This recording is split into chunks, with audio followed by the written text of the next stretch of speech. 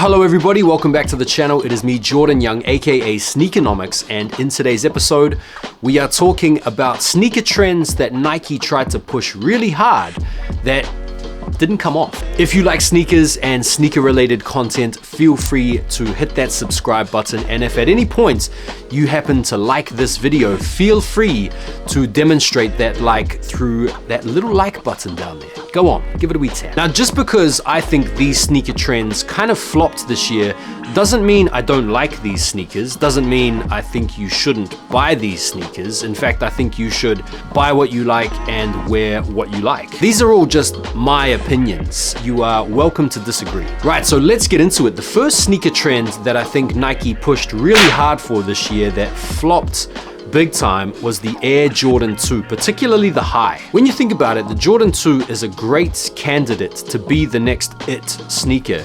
It hasn't been overused, people have been sort of sleeping on it, there aren't that many existing retro colorways. It's got the vintage 80s basketball aesthetic that's been popping off for ages now. It's like the perfect muse to spark a trend with. We all know how you spark a trend and build hype. You do a collaboration with a big notable brand or retailer or celebrity or artist.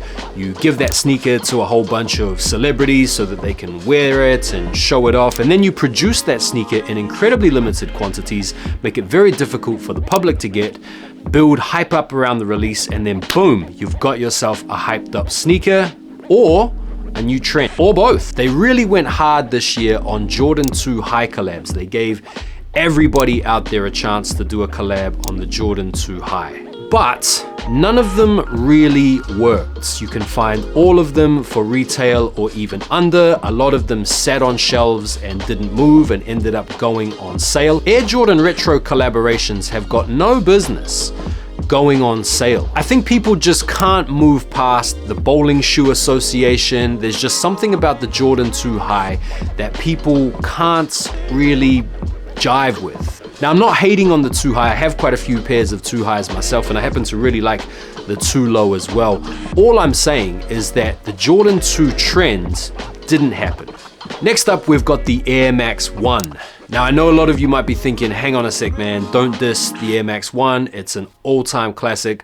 I love Air Max 1s. And listen, I'm gonna agree with you. I love the Air Max 1 myself. I have a few Air Maxes. In fact, I think the Concepts Air Max 1 pack is like the best pack of the year and one of the shoes of the year. But if you look at the way that the Air Max 1 was treated this year, it seems to have been given a high level of preference for collabs and very nice GR colorways. And despite notable collabs and really nice GR colorways, the sneakers have sat, gone on sale, and not really been picked up on. Now, some of you will probably be thinking, yeah, that's a great thing. I love the fact that I can get my hands on an Air Max 1 GR colorway that's really, really nice. And I'm going to agree with you. I think it is great. I'm not saying that hype is a prerequisite for buying a sneaker.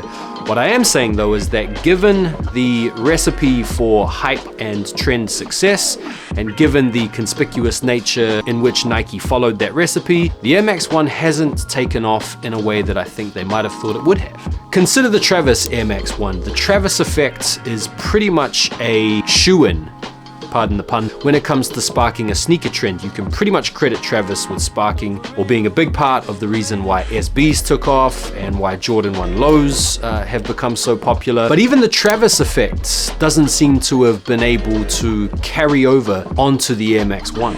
Next up, we've got the Air Trainer. This is another sneaker that was pushed hard this year by Nike. It was also given the Travis effect, and despite the Travis effect, they didn't really take off. In fact, the Travis Air Trainer is like the first and only Travis sneaker, as far as I'm aware, to actually go on sale. And as we know, if it goes on sale, it's a fail. Now, I'm sure a lot of old heads out there are going to be saying, don't diss the Air Trainer. I was raised on that. That is that's my shoe right there. I'm not disrespecting the sneaker at all. I think the sneaker is fine and fantastic. What I'm pointing to is the fact that it was pushed on hard by Nike and it just didn't come off as a trend. The Blazer. Now at this point, you're probably thinking, bro's just picking out all the classics and trying to crap on them. Not the case. Think about it. We had at the end of last year, the Sacai Blazer Low, which is one of the worst collabs ever, in my opinion. We had the Sacai Blazer Low patent leather at the start of this year.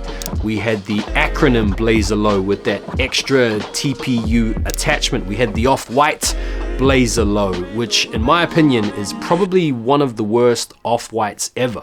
In fact, at this point, you could probably make an argument that the sheer number of collabs and the poor quality collabs and poor designs have gone a long way to actually spoil these classics. Like for me, the best blazers that came out this year were like the jumbo swoosh ones. I thought they were awesome. Like maybe Nike have been doing too many collabs. Maybe it's actually the collabs that are killing these classics. At one point, the collabs were responsible for reviving the classics. Another great example is the Cortez. Now I love the Cortez, love the history, I love how it got its name, I love that it's one of like the foundational Nike running sneakers. But there were a couple of misses on the Cortez for me this year with Union and also with Sacai. Both of these collabs didn't hit for me. And so there we have it. The Jordan 2, the Air Max 1, the Blazer, the Trainer, the Cortez. These are all sneaker trends that might have been, were they not ruined by pretty crappy collabs in my opinion. What do you guys think? Do you agree with my list or do you think I'm off? Thank you guys very much for taking the time to watch the video. Don't forget to subscribe if you like this kind of content and drop me a like and feel free to write a comment. I try to reply to as many comments as I can. So thank you again for watching. Have a great day. I'll see you guys on the next video. Take care and peace.